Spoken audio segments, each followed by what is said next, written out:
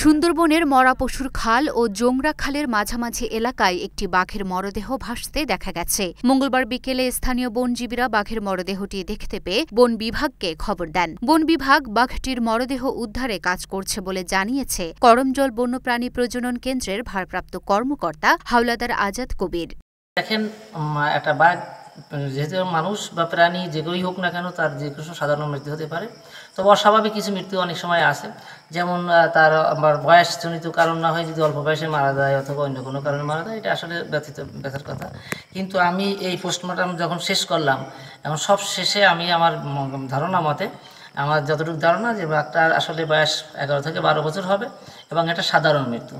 এটির ভিতর তেমন কোনো হয় নেই। বয়স হয়ে যাওয়ার পরে এই দাঁতগুলো ভালো আছে। এটা হচ্ছে মানে ক্যানাইন টিথ যারা আছে তাদের থাকে, এরা অনেক সময় ক্ষয় হয়, অনেক সময় হয় না, কিন্তু বয়স হয়ে যায়।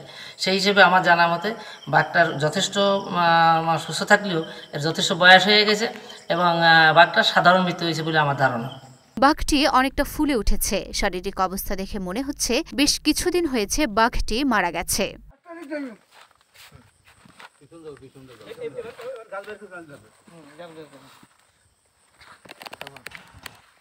লুনা ফজনিপা, ঢাকা পোস্ট।